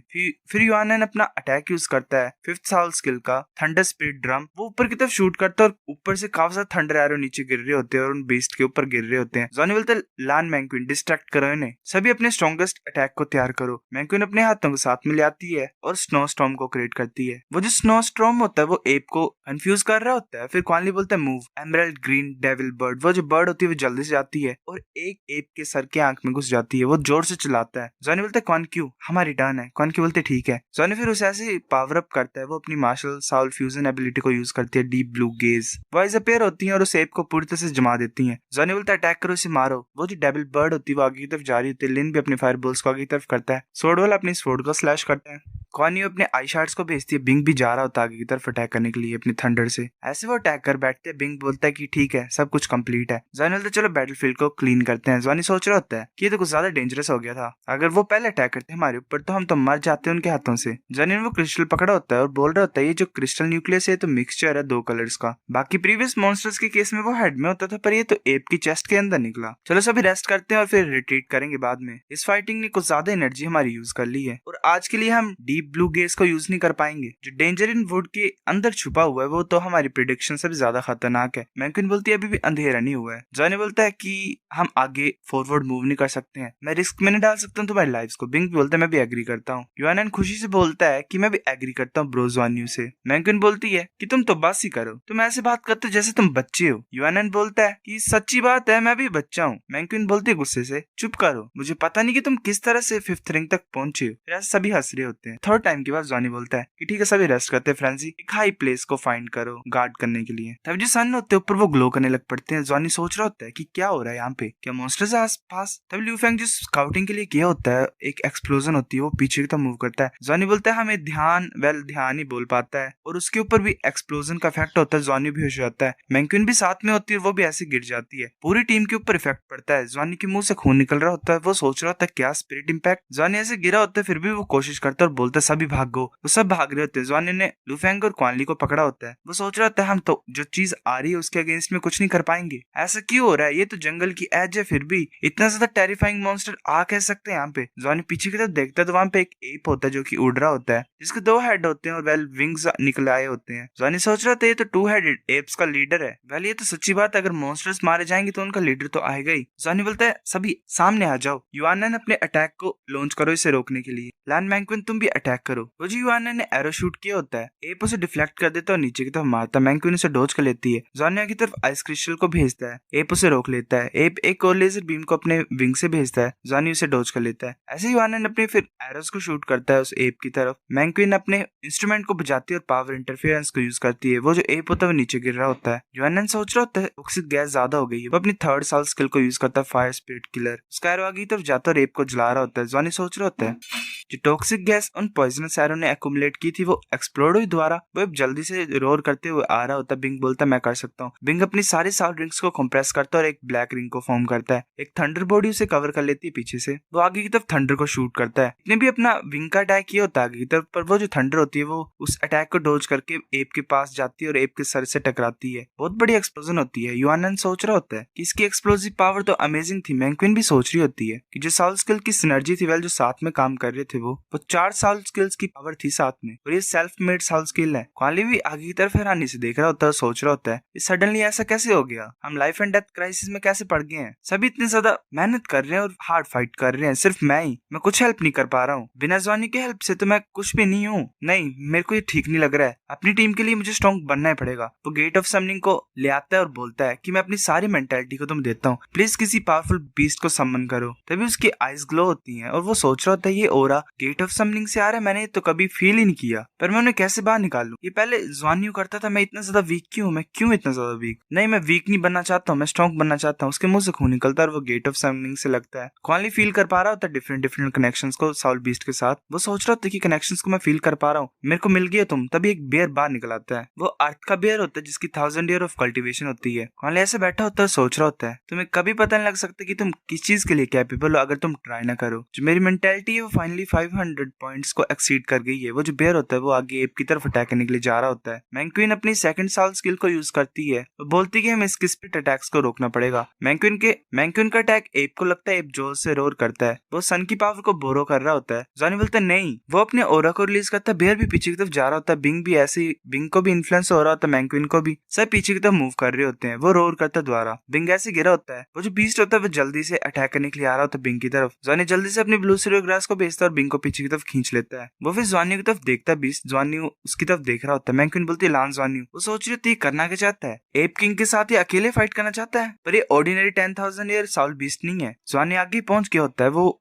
उस मंकी को ले आता है जो उसको मिला होता है, उसका साउल कंपेनियन। उस मंकी की आइज फ्लैश होती है। वो एप जो होता है वो रुक जाता है। जॉनी फिर अपने हाथ को क्लो में कन्वर्ट करता है और उसकी आइज को फाड़ देता है। जॉनी उसकी तरफ घूर रहा होता है। वो एप भी अपनी एक आंख से घूर रहा होता है। वो फिर जोर से रोर करता है। जॉनी जल्दी से ब्लू सीरो ग्रास को आगे की तरफ भेजता है, बेयर की तरफ, और उसके पैर को पकड़ के उसके पीछे पहुंच जाता है। मैंक्विन सोच रही इसे 2 सेकंड होल्ड करना है। फिर ऐसे वो एक्सप्लोजन जॉनी बेयर के पीछे होता है बचने के लिए एक्सप्लोजन से। मैंक्विन बोलती है ओवर हो गया है। वो अपनी 4th साल स्किल यूज करती है, जेड फोनिक्स फॉल। एक फिनिक्स टाइप क्रिएट हो जाता है, वो ऊपर की तरफ उड़ जाता है। और मैंक्विन फिर अपनी मार्शल साल स्विच करती है और अपनी 3rd साल स्किल यूज करती है, स्नो गर्ल फॉल। वो जो फिनिक्स होती है और वो लड़की होती है, वो एक दूसरे की तरफ जाते हैं और फ्यूज हो जाते हैं। वो फिर अपना अटैक यूज करती है, मार्शल साल fusion ability, dance of the ice Phoenix. एक आइस फिनिक्स अपीयर हो जाता है, वो उस एप की तरफ जा रहा होता है। एप रोर करता है और दोनों सन्स की पावर को यूज करता है और एक पर्पल और एक सिल्वर कलर की एनर्जी को आगे की तरफ भेजता है। वो दोनों एनर्जीज आपस में मिलकर आगे की तरफ जा रही होती है आइस फिनिक्स की तरफ। आइस फिनिक्स उससे टकराता है एनर्जी से, पर वो जो एनर्जी होती है वो उस आइस फिनिक्स को फाड़ के मैंक्विन की तरफ आ रही होती है। मैंक्विन सोच रही होती है कि यहाँ पे कुछ भी नहीं जो हम कर सकते हैं, मैं तो मूव ही नहीं कर पा रही हूँ। तभी लिन अपने फायर से अटैक करता है और युआनन अपने एरो से अटैक करता है उसे रोकने के लिए। लिन सोच रहा होता है इसे डिस्ट्रॉय करना ही पड़ेगा। युआनन भी थक ही गया होता है। जॉनी अपनी ग्रास को यूज करता है और उसे बचा के लेके जा रहा होता है। उसने मैंक्विन भी पकड़ी होती है और क्वानियो भी पकड़ी होती है। वो अटैक बिल्कुल ही उसके पास ही पहुंच जाता है और एक एक्सप्लोजन होती है बहुत बड़ी। उस एक्सप्लोजन की वजह से वो सभी जो होते हैं वो उड़ रहे होते हैं। फिर जो एक्सप्लोजन होती है वो थोड़ी शांत हो जाती है। पूरी टीम की हालत ही खराब होती है। जॉनी के मुंह से खून निकला होता है। ल्यू फेंग, युआनन, क्वानली ऐसे गिरे होते हैं। जॉनी पीछे की तो देखता है वो बीस्ट फिर भी ठीक होता है। जॉनी काफी ज्यादा हैरान होता है। वो बीस्ट गुस्से से आगे की तरफ आ रहा होता है। जॉनी सोच रहा था अभी फाइट कर सकता है। उस बीस्ट की आइज ग्लो कर रही होती है बहुत ज्यादा खतरनाक तरीके से। वो फिर से रोर करता है। वो जो बेयर होता है क्वानली का, वो डरता और भाग जाता है। क्वानली बोलता है नहीं नहीं तुम भाग नहीं सकते, मैंने तुम्हें सम्मन किया है। जॉनी बोल रहा था जब भी ध्यान से। क्वानली बोलते मेरी हेल्प करो इस एप को मारने के लिए। मैं ऐसे ही बेमतलब का बोझ नहीं पड़ना चाहता अपनी टीम पे। वो बेयर के पास ही पहुंच जाता है। एक कॉइन टाइप उसके हेड के ऊपर फॉर्म होता है। उस कॉइन की एनर्जी की वजह से वो और बेयर में कुछ होता है, इन दोनों के बीच में कुछ होता है और वो मिक्स हो जाते हैं। जॉनी सोच रहा होता है कि सिर्फ एक ही अर्थ बेयर बचा हुआ कुछ अलग है। ये तो क्वानली ट्रांसफॉर्म्ड हो गया, ये अर्थ बेयर बन सकता है। क्वानली बोलते कि जॉनी बोलते क्या तुम ठीक हो, तुम्हारी मार्शल साल तो सच्ची मुच्ची अमेजिंग है। क्वानली बोलते कि जॉनी साथ में हम करते हैं ठीक है। जॉनी बोलता हाँ चलो चलते हैं। वो अपने आई शॉट को आगे की तरफ भेज रहा होता है। एप भी आगे की तरफ आ रहा होता है। जॉनी बोलता है रास्ते को फाइंड करो इसके राइट आर्म को रोकने के लिए। एप आगे की तरफ पंच मारने लगता है। क्वानली उसके हाथ को पकड़ लेता है। वो जो एप होता है वो उसे ऐसे झटक देता है और साइड में फेंक देता है। जॉनी बोलता है क्वानली इसके हाथ को पकड़ो, अपनी ग्रेविटी स्किल को यूज करो जो अर्थ बेयर के पास होती है। वो बेयर जल्दी से आ जाता है क्वानली के पास और उसे किक मारता है। क्वानली बोलता है इम्पॉसिबल है, ये तो काफी ज्यादा फास्ट तरीके से मूव कर रहा है, जितना मैंने सोचा था उससे भी ज्यादा। जॉनी सोच रहा होता है कि जो वॉन्ट थे इस मॉन्स्टर के ऊपर वो भी ठीक हो रहे हैं। जब ये पूरी तरह से ठीक हो जाएगा तब हम क्या करेंगे, हमें कंटिन्यू फाइटिंग करनी पड़ेगी, हमें ऐसी फाइटिंग को कंटिन्यू करना ही पड़ेगा। जॉनी फिर स्लिप हो जाता है और ऐसे नीचे गिर रहा होता है। मैंक्विन बोलती है कि ये डेंजरस है। वो जो एप होता है वो अपने क्लो से जॉनी की तरफ अटैक करने लगा होता है। जॉनी आगे की तरफ घूरता है और अपने हाथ से उस एप के हाथ को पकड़ता है। वेल उसकी रिंग से उसका क्लो टच होता है। एक लाइटनिंग अपीयर होती है और वो जो उसका स्पेयर होता है वो बाहर आ जाता है और उस एप को मार देता है। वो एप ऐसे दबा होता है स्पेयर के नीचे। फिर वो अपने हाथ पे एनर्जी लाता है। जॉनी भी हिल नहीं पा रहा होता है। क्वानली उसके हाथ को पकड़ लेता है एप के और बोलता है कि जॉनी को इंजर करने की ट्राई मत करो। मैंक्विन बोल रही होती क्या ये अभी मरा नहीं है, हमें अटैक करना चाहिए। क्वानली बोल रही जॉनी उठता है और अपने दोनों हाथों के पास में ले आता है। क्वानली बोलती क्या क्या कर रही हो तुम, ये तो वही ट्रिक है। जॉनी ने दोनों हाथ अपने पास में ले आए होते हैं। क्वानक्यू के ऐसे चिल्लाने से नाना भी फील कर लेती है। वो पीछे मुड़ती है और बोलती क्या क्वानक्यू डेंजर में है। फिर वो नॉर्मल हो जाती, शांत हो जाती है। वो सोच रही होती है कि ये गलत समझ रही है कुछ। फिर ऐसे एक बहुत बड़ी एनर्जी रिलीज होती है। लू फेंग क्वानली भी देख रहे होते हैं हैरानी से। क्वानक्यू काफी ज्यादा हैरान होती है। वो सोच रही होती है सेम ट्रिक नहीं है। जॉनी को कुछ नहीं हुआ होता। जॉनी सोच रहा था ये इजी है यूज करने के लिए। इवोल्यूशन ऑफ ब्लड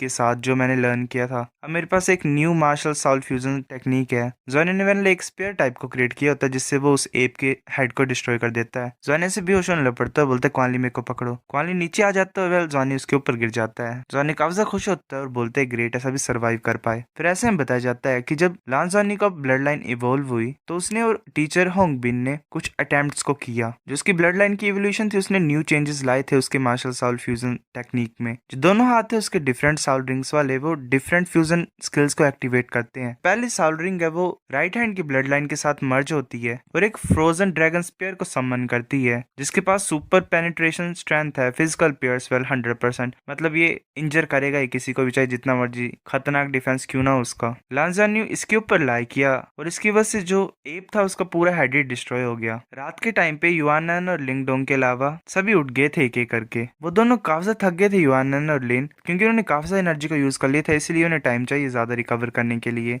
लांजान्यू बैठा होता है, लांजान्यू ने डिसाइड किया था कि वो रेस्ट करेगा रात तक, क्योंकि ये जो एरिया यही अब सेफेस्ट है। बिगेस्ट प्राइस पे करके बेटर हार्वेस्ट मिलेगी। देखने से लग रहा था जो क्रिस्टल और डबल हेडेड एप की चेस्ट से मिला हुआ है वो काफी ज्यादा ग्रेट है। अब सभी को कोई दिक्कत नहीं होगी शर्क के अंदर एंटर करने के लिए। जॉनी आइज क्लोज करके बैठा होता है, उसे ऐसे ही खुराटों की आवाज सुनाई दे रही होती है। जॉनी बोलता है कि युआनन तुम जाग गए हो। जॉनी बोलता है क्या? वो सोच रहा होता है क्या ये इल्यूजन है, पर ऐसे क्यों लग रहा है मुझे कि युआनन छोटा हो गया है। फिर बोलते नहीं ये तो वेल उसकी चेस्ट ग्रो हो गई होती है। वो उठती है, वेल उठता है और बोलता है कि क्या ब्रदर जॉनी। जॉनी ब्लश करता है। युआनन उसकी तरफ देखती है हैरानी से और ऊपर चांद की तरफ देखती है। वो काफी हैरान हो जाती है। I don't know what the fuck I am saying. वो चिल्ला पड़ती है, वेल चिल्लाने लग पड़ती है। जॉनी उसके मुंह को बंद कर देता है और बोलता है कि चिल्लाओ मत, अगर तुम चिल्लाओगे तो अगर कोई मॉन्स्टर हमारे ऊपर आ जाएगा अटैक करने के लिए तो क्या होगा, पहले रोना बंद करो। अगर सिचुएशन ऐसी भी है तो भी क्या हुआ, हम फ्रेंड्स हैं, हमने लाइफ और डेथ सिचुएशन को साथ में फाइट किया है। अच्छा ये तुम्हारा सीक्रेट, हम नहीं बोलेंगे किसी को भी, ठीक है। वो फिर ऐसे जॉनी को पकड़ के रो पड़ती है। मैंकन और क्वानली भी काफी हैरान होते हैं इस सिचुएशन को देख के। फिर ऐसे जब युआनन शांत हो गया या हो गई, उसने सब कुछ अपने पास के बारे में बताना स्टार्ट कर दिया। वो एक एंशिएंट फैमिली से आई है, शर्क सिटी से, जिसे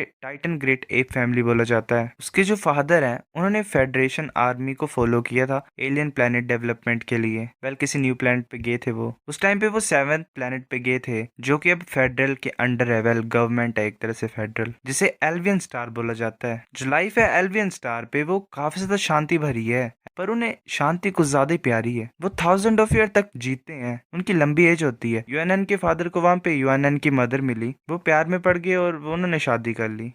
फिर उन्होंने युआनन को वेल बर्थ दिया। पर वेरियस रेसेस की कॉम्बिनेशन की वजह से एक म्यूटेशन अक्कर हुई, जिसके बारे में उन्होंने कभी नहीं सोचा था। सुबह वो मेल होता है और जब रात होती तब वो वुमेन बन जाता है। इस तरह की स्पेशल बॉडी थी युआनन की। उसके पेरेंट्स तो ऐसे कंफ्यूज थे, पर इसकी वजह से उसकी जो स्ट्रेंथ थी वो बाकी पीपल से कुछ ज्यादा स्ट्रॉन्ग है। इसको सीक्रेट रखने के लिए युआनन 8 सालों तक एल्वियन स्टार में रही, वेल रहा बहुत। फिर उसके बाद वो डुआलो प्लेनेट में वापस आ गया। पर ये जो सिचुएशन थी इस असेसमेंट के टाइम पे ये जो सीक्रेट रिवील हो गया। युआनन रो रही होती है और बोल रही होती है कि मैं मॉन्स्टर नहीं हूँ, मैं भी नहीं चाहती हूँ कि मैं ऐसा हूँ। जॉनी बोलता है कि युआनन तुम्हें चिंता करने की कोई जरूरत नहीं है, हम ये सीक्रेट रखेंगे ही। क्वानली बोलता है अगर ये सब कुछ ओवर हो जाएगा तो तुम हमारे रूम्स में रह सकते हो। मैंकुन से पंच मारती है और बोलती है क्या तुम बेवकूफ हो, ये भी एक वुमेन है। क्वानकी बोलती है कि युआनन तुम्हारी आइडेंटिटी के बारे में, मेल या फीमेल, तुम किसे ज्यादा प्रेफर करती हो। युआनन बोलता है या बोलती है मुझे भी नहीं पता, अभी मैंने सोचा नहीं है। मैंकुन बोलते तुम्हें सोचना चाहिए इसके बारे में, क्योंकि तुम्हारा जो कैरेक्टर वो यूनिक है। तुम्हें डिसाइड करना चाहिए कि कौन ज्यादा डोमिनेंट है, तुम्हारा दोनों जेंडर में से कौन सा ज्यादा डोमिनेंट है। इसके वजह से फ्यूचर में तुम्हारी हेल्प होगी। वो बोलता है कि अच्छा। जॉनी बोलते ठीक है, हम ज्यादा अब इसके बारे में डिस्कस नहीं करेंगे, चलो वापस जाते हैं। फिलहाल जॉनी का जो ग्रुप था वो ऐसे ही हिल्स रीजन में वापस आ गया। वो कुछ ज्यादा शांति भरी जगह थी। सभी वेल चेंज कर रहे थे, वेल एक एक करके गार्ड कर रहे थे। फिर वो ऐसे 3 दिन तक ऐसा किया उन्होंने। फिर सुबह 4th डे का सीन था, वहां पे शिप फाइनली पहुंच गई और जो असेसमेंट थी वो कंप्लीट हो गई। फिर हमें मिलिट्री बेस का सीन दिखाया जाता है। जाओ बोलता है कि टोटल 147 पीपल थे जो पार्टिसिपेट किए थे इस असेसमेंट में। तीसरे दिन खत्म हो गया, सिर्फ 89 पीपल ही बचे हुए हैं। जो 58 पीपल थे जिन्होंने ज्यादा मेहनत नहीं की वो एलिमिनेट हो गए। वेल इन्होंने हेल्प के लिए बोल दिया होगा। जाय बोलता है चलो अब सोचते हैं रीजन के बारे में कि तुम एलिमिनेट क्यों हो रहे हो, चाहे तुम कहीं पे भी हो फ्यूचर में। याद रखना इस बैटल के बारे में और लेसन को लेना इसको अपने आप को इम्प्रूव करने के लिए। जब रिजल्ट है वो अनाउंस किया जाता है, जिन पर्सन का नाम लिया जाएगा वो आगे आ जाना, ठीक है। जाय लांजानी का नाम लेता है, जानिया की तरफ आ जाता है। जाय बोलता है कि तुम ज्यादा ब्रेव हो और तुम्हारे पास स्ट्रेटजी है। जो बेस्ट चॉइस तुमने ली वो ये थी कि तुमने लास्ट डे में फाइट नहीं किया। तुम्हें पता कि कब एडवांस करना और कब रिट्रीट करना है। तुम मोस्ट सुटेबल लीडर हो। इस असेसमेंट में तुम बेस्ट हो। तुम्हें 3 येलो शर्क बैजेस दिए जाते हैं, वो एज अ गिफ्ट तुम्हें ऐड हुए। जानी बोलता है शुक्रिया टीचर। वो सोच रहा होता है चैंपियन, मैं शर्क असेसमेंट में भी चैंपियन हुई तो कुछ ज्यादा ग्रेट है। जाय बोलते बोलती सेकंड प्लेस यूएनएन। वो आगे की तरफ चला जाता है। मैंक्विन गुस्सा होती है और वो सोच रही होती है कि हाँ हाँ ये ज्यादा स्ट्रॉन्ग है, वेल सुपर स्ट्रॉन्ग है। फिर ऐसे ही लान मैंक्विन थर्ड प्लेस पे होती है, Bing Tian Liang six place पे होता है, टोंग क्वान क्यू 8 प्लेस में होती है। लिसंग सोच रहे होते सभी टॉप 15 में है, सिर्फ ल्यू फेंग का नाम अभी प्रोनाउंस नहीं हुआ। फिर 30 प्लेस पे ल्यू फेंग का नाम भी अनाउंस हो जाता है। एक बच्चा बोल रहा था ये ओवर हो गया है, मेरा नाम नहीं है इसमें। वेल सिर्फ 30 बच्चे सिलेक्ट होने थे और भाई लास्ट प्लेस पे पहुंचा है ल्यू फेंग भी। जाय बोलता है कि तुमने सही तरीके से ऑपरेशन को कोऑर्डिनेट किया, वेल मतलब जैसे तुम्हें ऑर्डर मिलने थे तुम कर रहे थे, तुमने लास्ट तक परसिस्ट किया और तुम्हें काफी ज्यादा मिला। ल्यू फेंग बोलता है शुक्रिया शुक्रिया टीचर। जाय बोलता है टैलेंट वो ज्यादा इंपॉर्टेंट नहीं है, स्ट्रॉन्ग डिटर्मिनेशन वो भी एक तरह से स्ट्रेंथ ही है जिसे तुम आगे मूव फॉरवर्ड कर सकते हो, वेल आगे बढ़ सकते हो। तुम समझते हो? ल्यू फेंग बोलता है हाँ मैं समझता हूँ। जाय बोलता है कि यही थी टॉप 30 की लिस्ट, बाकी जितने भी कैंडिडेट्स हैं वो बेसिकली एलिमिनेट किए जाते हैं। जब लाइफ और डेथ का मूवमेंट होता था भी हम एक पर्सन के नेचर के बारे में पता लगा सकते हैं। मैं ये होप करता हूँ कि तुमने लेसन को लर्न किया होगा। कुछ स्पेशल एडमिशन होंगी इस साल, वो बाद में उनके बारे में नोटिफाइड कर दिया जाएगा। जाय बोलता है तो चलो तुम्हारे बॉडी क्रिस्टल्स को एक्सचेंज किया जाता है जो तुमने कलेक्ट किए हैं। वो फिर ऐसे सब टेबल्स के ऊपर फेंक देते हैं। एक बच्चा बोलता है ये कैसे हो सकता है, कितने ज्यादा इनके पास, ये चैंपियन टीम के पास कितने ज्यादा है। वो फिर एक लॉर्ड क्रिस्टल को भी रख देते हैं। जो वहाँ पे कमांडर होते हैं उनमें से एक बोलता है ये तो लीडर रैंक का क्रिस्टल कोर है, ये बच्चों ग्रुप तो कुछ ज्यादा अमेजिंग है। फिर ऐसे ही वो सब कुछ जोन ने पाया था उसको एक्सचेंज करके उनके पास एक पर्पल बैज मिला, उन्हें 18 येलो बैज मिले और 23 व्हाइट बैजेस मिले। जो डिस्ट्रीब्यूशन रेट था वो 20% था लांजानी के अकॉर्डिंगली, और बाकी 8 को 10% मिलेगा। लांजानी को पर्पल बैज मिला। एक्सचेंज जब कंप्लीट हो गया तो सभी कैंडिडेट शिप में चले गए और वापस शर्क एकेडमी में पहुंच गए। जॉनी ऐसे ही कुछ सोच रहा होता है, कौन की उसकी तरफ देखती है, वो उसकी आइज की तरफ देख रही होती है और बोलती है किस तरह के बुरे आइडिया के बारे में तुम सोच रहे हो। वो वाले से टांग खींच रही होती है। जॉनी बोलता है क्या मेरे को क्यों बुरा आइडिया आएगा, क्या मैं बैड पर्सन हूँ तुम्हारी थिंकिंग में। मैंक्विन बोलती है वेल क्लियर नहीं कि तुम बुरे हो या अच्छे हो, वेल क्या इंसान हो तुम। पर बात यही है कि कुछ ज्यादा तेज लोमड़ी है, ठीक है, बहुत ज्यादा तेज इंसान है, हमें इस इंसान के लिए ज्यादा केयरफुल रहना पड़ेगा। अगर तुम ऐसा नहीं करोगे तो तुम खुद बिक भी जाओगे और पैसे भी तुम्हें पे करने पड़ेंगे। जॉनी बोलता है अगर ऐसी बात तो मेरे को नेक्स्ट टाइम फॉलो मत करना, मेरे को सिर्फ कॉन क्यू चाहिए। मैंक्विन बोलती है नहीं, किसने बोला तुम्हें कि कॉन क्यू तुम्हारे साथ रहना चाहती है, कॉन क्यू सही चॉइस बताओ मुझे, तुम उसके साथ रहना चाहते हो मेरे साथ रहना चाहते हो। कॉन क्यू बोलती क्या गाइस तुम रुक सकते हो, तुम लोगों के पास कुछ है नहीं करने को। मैंक्विन बोलती है वेल मैं बेवकूफ हूँ, इसमें कुछ गलत है क्या, मैं भी बच्ची हूँ। लांजानी तुम्हारी हिम्मत है तुम ऐसा बोल सकते हो जैसे मैंने भी बोला। वो जॉनी की तरफ देख रही होती है। जॉनी फिर वेल अपनी ट्रिक्स को यूज करता है एक्टिंग को और बोलता है कि मुझे कॉन क्यू की केयर की जरूरत है, मैं भी बच्चा हूँ। जॉनी की ऐसी हरकत देख के मैंक्विन और कॉन क्यू दोनों हैरान हो जाते हैं। मैंक्विन बोल रही होती है कि मेरे को ये सुन के गूज बम्स आ गए, ठीक है तुम जीतते हो। फिर ऐसे अनाउंस हो जाता है कि सभी अपने मतलब सीट बेल्ट को ओपन कर लो, स्पेसशिप टेक ऑफ करने लगी है। फिर ऐसे मूव कर रहे होते प्लेनेट के बाहर चल जाते हैं। अनाउंसमेंट होती है कि हम ट्रांजिशन में एंटर होने वाले हैं, सभी सोने के लिए तैयार हो जाओ। जॉनी ऐसे बैठा होता है, उसे एनर्जी कवर कर रही होती है, लाइफ एनर्जी, और वो उसकी बॉडी के अंदर जा रही होती है उस वर्लपूल में। जॉनी सोच रहा होता है कि हाँ मुझे पता था, वेल कुछ तो पता है इसे, वेल शायद ये जो लाइफ एनर्जी है वो यहीं पे भी है और वो कभी गए ही नहीं है, शायद ये वर्चुअल वर्ल्ड में थे, कभी दूसरे प्लेनेट में गए ही नहीं, ऐसा हुआ है। फिर ऐसे शर्क एकेडमी में रिटर्न होने के बाद सभी अपने अपने होटल में चले गए रेस्ट करने के लिए। जो ऑफिशियल लिस्ट थी वो बाद में अनाउंस होगी, वेल कल होगी। फिर ऐसे रिजल्ट वगैरह निकल आता है। प्रोफेसर जी बैठा होता और बोल रहा था तुम्हारा रिजल्ट कैसा गया। जॉनी खुशी से आता और बोलता है टीचर जी मैं फर्स्ट हूँ। प्रोफेसर जी हैरानी से बोलते क्या, मुझे एग्जाम के प्रोसेस के बारे में बताओ। वैसे प्रोफेसर जी उसे पकड़ के बोल रहे थे तो अमेजिंग है, हंसते हुए, तुम इतने ज्यादा एलिट्स के सामने भी वेल स्टैंड आउट हो सकते हो, मैं काफी ज्यादा प्राउड हूँ तुम्हारे लिए। जॉनी बोलता है टीचर जी मैंने एक और अनदर डिस्कवरी की है, मेरे को लगता है कि जो असेसमेंट थी वो एक्चुअल कॉम्बैट नहीं था। प्रोफेसर जी बोलते क्या, मुझे बताओ इसके बारे में। जॉनी बोलता है कि मैंने डिस्कवर किया था जब हम शिप के अंदर थे, जो लाइफ एनर्जी थी वो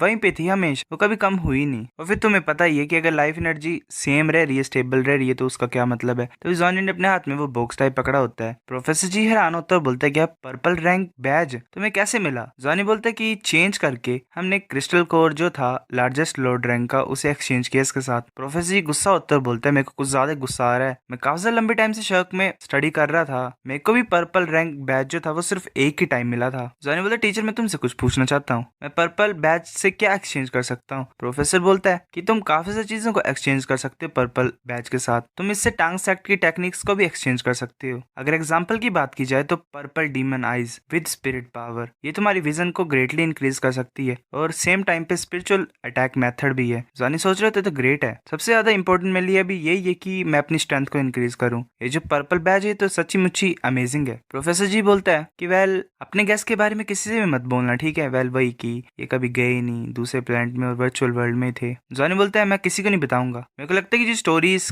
एकेडमी ने बनाई है वो काफी ज्यादा सीरियस थी, ऊपर से जो पेन थी वो भी 100% थी, जो कि काफी ज्यादा अच्छी थी। प्रोफेसर जी बोलता है क्योंकि वो ट्रू है। जॉनी बोलता है क्या मतलब, सिचुएशन सीरियस बनाई थी उसको बोल रहा है। प्रोफेसर जी बोलता है कि जो हमारी एकेडमी है वो मैनकाइंड की एडवांसमेंट के लिए जो भी एफर्ट्स लगाते हैं वो इमेजिनेशन से भी आगे के हैं। जब फेडरेशन इंटरस्टेलर इमिग्रेशन को स्टार्ट करते हैं तो वो पीसफुल नहीं होता जैसे कि नॉर्मल होता है। मतलब इंटरस्टेलर इमिग्रेशन जैसे कि दूसरे प्लेनेट पे रहना, अपने अंडर करना, वेल बीस्टों से फाइट होती है दूसरे प्लेनेट के वगैरह वगैरह। जॉनी बोलता है हाँ तुम सही बोल रहे हो। प्रोफेसर जी बोलता है काफी ज्यादा ऐसी चीजें जिससे तुम सूटेबल नहीं हो अभी, तुम्हें पता है। तुम्हें याद करना है कि ये जो जिंदगी है पीसफुल इसीलिए क्योंकि कोई लोड उठा रहा है अपने ऊपर हमारे लिए। तुम्हें हार्ड वर्क करना है, तुम्हें पता लग जाएगा जब तुम पावरफुल बनोगे और स्ट्रेंथ को अचीव करोगे। मैं यही होप करता हूँ कि एक दिन तुम मैं यही होप करता हूँ एक दिन तुम टॉप पे पहुंचोगे ताकि तुम उन ड्रीम्स को फुलफिल कर पाओ जो मैं नहीं कर पाया। फिर ऐसे नेक्स्ट डे टीचर जी जो था वो डाब्ल्यू प्लेनेट में वापस चला गया। ऐसे अनाउंसमेंट होती है कि फ्रेशर गैदर हो जाओ मीटिंग के लिए। कॉनली बोल रहा होता है कि जॉनी चलो सी गोड प्लाजा में चलते हैं साथ में। जॉनी बोलता है ठीक है। फिर हमें सी गोड प्लाजा का सीन दिखाया देता है जो फ्रेशमैन एंट्रेंस सेरेमनी थी। जायो ने अनाउंस कर दिया फाइनल एडमिशन लिस्ट के बारे में। टोटल 6 स्पेशल एडमिशन थी तो फाइनल नंबर जो बने वो 36 स्टूडेंट के थे। जॉनी सोच रहा होता है कि ये तो वही ट्रोल मैन है लास्ट टाइम का। ये भी स्टेज के ऊपर ऐसा लग रहा है मेरी तरफ देख रहा है, वेल वही स्पेस डिपार्टमेंट का। फिर जॉनी ऐसे ही स्पेस रिसर्च बिल्डिंग के अंदर घूम रहा होता है। वो प्रोफेसर बोलते कि मुझे फॉलो करो। वो बोलते कि मेरा नाम टांग जैन हुआ है, मैं तुम्हारा टीचर हूँ अब से। जॉनी काफी हैरान होता है, वो एक रूम में पहुंच जाता है। वो बोलते कि ये अच्छी न्यूज है तुम्हारे लिए, जो इंटरस्टेलर कमांड डिपार्टमेंट है वो सिर्फ एक ही स्टूडेंट को एक्सेप्ट कर रहा है और वो वेल तुम हो। जॉनी बोलता है क्या ये अच्छी न्यूज थी? वो प्रोफेसर बोलता है कि तुम्हें क्या लगता है कि हम 2-3 बिल्लियों को अपने इंटरस्टेलर कमांड डिपार्टमेंट में आने देंगे? पहले से टांग जैन हुआ ही बोलेंगे, प्रोफेसर क्या ही बोलूं मैं। जॉनी बोलते क्या इतना ज्यादा डिफिकल्ट होता है? इस टांग जैन हो बोलता है कि मेरी जो क्वालिफिकेशन है वो कुछ ज्यादा हाई है और हम बिगेस्ट डिपार्टमेंट ब्रांच है। तुम्हें क्या लगता है कोई भी एक्सेप्ट हो जाएगा अगर वो चाहे तो? जॉनी बोलता है क्या ब्रांच? टांग जैन हो बोलता है कि इसके बाद तुम्हें खुद ही पता लग जाएगा, मैं तुम्हारे साथ हूँगा तुम्हें इस चीज को एक्सपीरियंस कराने के लिए। वेल वैसे भी तुम 1 in a million हो इस एकेडमी में एडमिट होने के लिए। मैंने ये भी सुना कि तुम फर्स्ट प्लेस में थे पूरे एडिशन में और ट्रायल में भी और प्रीवियस कॉम्प्रिहेंसिव असेसमेंट में भी, सिर्फ 2 रिंग्स के ऊपर लाई करके ही। जॉनी बोलता है वेल ऐसे ही हुआ है, ऐसे ही। प्रोफेसर बोलता है कि मैं तुम्हें सिखाऊंगा, सेम टाइम पे तुम्हें रिसोर्सेज में मिलेंगी डिपार्टमेंट की। प्रोफेसर बोलते फिर कि मैंने स्टडी की है कि जो तुम्हारा ब्लड है वो स्पेशल है और तुम्हें पता है कि मैं तुम्हें क्यों बता रहा हूँ कि तुम मेरे ओनली स्टूडेंट हो, ये अच्छी चीज है ना? वो हंस रहा होता है और बोलता है कि जो फर्स्ट पॉइंट है वो सही है पर जो सेकंड पॉइंट है वो कुछ भी नहीं है। कल्टीवेशन रिसोर्सेज जो होती हैं वो बैजेस के ऊपर डिपेंड करती हैं, कोई भी एक्सेप्शन नहीं है इसमें। जॉनी कुछ ज्यादा हैरान होता है, कंफ्यूज होता है। मैं भी काफी ज्यादा कंफ्यूज ही बोलना के चाहता है। वो बोलते क्या तुम डिसअपॉइंटेड हो? तो तुम गलत हो, मैं आउटर कोर्ट में ओल्डेस्ट हूँ, मेरे पास ज्यादा एक्सपीरियंस है यिंग से। वेल वो पहले वाला, मेरे को फॉलो करो। इसकी वजह से तुम्हारे पास काफी ज्यादा अपॉर्चुनिटीज आएंगी और तुम साथ में काफी ज्यादा सीक्रेट्स को भी फाइंड कर पाओगे और बेकार की चीजों को अवॉइड कर पाओगे। मेरी गाइडेंस के अंदर तुम काफी ज्यादा रिसोर्सेज को भी सेव कर पाओगे। पहले रूम को क्लीन करो फर्स्ट फ्लोर में जो है तुम्हारे हॉस्टल का। मैं तुम्हें एक डिजाइन टेबल दूंगा और स्टिमुलेशन कैबिन भी वहां पे होगा, ये पर्सनली मेरे द्वारा तुम्हें दिए जा रहे हैं। क्या तुम क्लियर हो? जॉनी बोलता है वाह ये तो ग्रेट है। प्रोफेसर बोलता है कि इतने ज्यादा खुश होने की तुम्हें जरूरत नहीं है, कंडीशन है इसके पीछे। जॉनी बोलता है क्या कंडीशन? कि सिंस प्रोफेसर बोलता है कि तुम नंबर 1 हो, तुम जैसे एनरोल्ड हुए हो, तुम्हें टॉप में रहना है हर एक नेक्स्ट असेसमेंट में। अगर तुम ऐसा नहीं कर पाओगे फिर वो ईविल लाफ करता है, वेल ईविल तरीके से हंसता है। फिर वो वहां से जाते हुए बोल रहा होता है कि वेल अब तुम यहाँ से जा सकते हो और वेट कर सकते हो। जॉनी बोलता है कि टीचर मैं कुछ पूछना चाहता हूँ एक्सचेंज के बारे में, मेरे को परमिशन दो, मैं एक्सचेंज करना चाहता हूँ रिसोर्सेज को। प्रोफेसर बोलते क्या? चिंता मत करो बैजेस के बारे में अभी, ठीक है? और क्या एक्सचेंज करना तुम्हें पहले सेव करो। जॉनी बोलते कि टीचर मैंने सुना कि जो पर्पल बैज है वो हेवन और अर्थ के ट्रेजर के साथ एक्सचेंज कर सकते हैं हम। मैं अपनी साउल पावर को लेवल 30 तक रेज करना चाहता हूँ, जितना ज्यादा जल्दी हो सके उतना ज्यादा जल्दी। प्रोफेसर टांग को ज्यादा हैरान होता है और बोलता है पर्पल, पहले बात करते मुझे बता तुम्हें वो मिला कैसे है। फिर जॉनी से सारी कंडीशन बता देते और कैसे कैसे मिला है। प्रोफेसर बोलते कि अच्छा ऐसा हुआ है, ये रानी की बात नहीं कि तुम रैंक फर्स्ट हो अपनी कॉम्प्रिहेंसिव असेसमेंट में, तुम्हारे पास ट्विन मार्शल साउल है, तुम ऐसे कैसे मतलब करंट अपनी जो तुम्हारी लेवल ऑफ स्ट्रेंथ है उससे पहुंच पाए इतने ज्यादा हाई लेवल पे? ये तो कुछ ज्यादा अजीब है। जॉनी बोलता है वेल ये मेरी ब्लड लाइन से भी रिलेटेड हो सकता है। प्रोफेसर बोलता है बोल दो, बता दो मुझे, छुपाने की क्या ही बात है। जॉनी बोलता है कि जैसे मैं शर्क अकेडमी में आया मैं फील कर पा रहा हूँ कि जो लाइफ एनर्जी यहाँ पे उससे मेरी कुछ ज्यादा एफिनिटी है अच्छी। जब मैंने फर्स्ट टाइम यहाँ पे प्रैक्टिस किया तो मैं फील कर पा रहा हूँ कि जो एनर्जी है वो मेरी बॉडी के अंदर जा रही है। यहाँ पे आने से मेरी जो कल्टिवेशन स्पीड है ऑब्वियसली फास्ट हो गई है, तो मैं अपनी कल्टीवेशन में ज्यादा इंप्रूव करना चाहता हूँ, जितना ज्यादा जल्दी हो सके उतना ज्यादा जल्दी। प्रोफेसर काफी हैरान हो जाता है और बोलता है अपना हाथ मेरे को दो। जैसे जॉनी के हाथ को टच करता है वो काफी ज्यादा शॉक हो जाता है। वेल वो कुछ फील कर पा रहा होता है। वो एक जगह पे पहुंचता है जहाँ पे उसे ड्रैगन दिख रहे होते हैं जो हवा में उड़ रहे होते हैं। वो फिर उसके हाथ को छोड़ देता है। वो हैरान होता है, सोच रहा था ये सरप्राइजिंग नहीं है, ये किस तरह की लाइन है, मैंने इस तरह का हाई लेवल तो कभी देखा नहीं, तो इनक्रेडिबल है। वेल ब्लड लाइन की बात कर रहा है। वो बोलते हैं कि तुम्हारी ब्लड लाइन कुछ ज्यादा स्पेशल है, मेरे को अपनी मार्शल साल दिखाओ, जल्दी दिखाओ। जॉनी फिर अपने दोनों ऐसे ब्लू सिल्वर ग्रास को निकाल देता है। प्रोफेसर बोलता है कि ड्रैगन, ये तो ड्रैगन ब्लड लाइन की पावर की ब्रेथ है, ये किस तरह का ड्रैगन है। दोनों फोर्सेस है वो हाईएस्ट लेवल में भी सबसे हाई हैं। कब से ब्लू सिल्वर ग्रास इस तरह से म्यूटेट होने लग पड़ी। ये दो तरह की ब्लड लाइन तो आपस में को एग्जिस्ट ही नहीं करने चाहिए, ऐसा नहीं होना चाहिए कि ये एक दूसरे को दबाएं। जॉनी बोलता है कि एक्चुअली में हमेशा फाइट ही करते रहते हैं, पर जो मेरी एक्स टीचर थी उन्होंने मेरी हेल्प की इनको आपस में वेल समझी कराने के लिए, दोस्त बनाने के लिए। प्रोफेसर बोलते हैं कैसे हो सकता है, कैसे जी होंग बिन या फिर इन टियान फैंग के पास ऐसी एबिलिटी है कि वो दो ब्लड लाइंस को ऐसे वोर्टेक्स में रोटेट कराएं ताकि वो मतलब कोलाइड ना करे आपस में। ये कैसे हो सकता है, क्या तुम्हारा टीचर गॉड है? ये तो बहुत हैरानी की बात है। वो सोच रहा था इसकी ब्लड लाइन कुछ ज्यादा स्पेशल है, इनमें से एक भी इसको पूरे प्लेनेट में टॉप पावर बना सकता है, पर इसके पास ऐसी दो ब्लड लाइन है, ये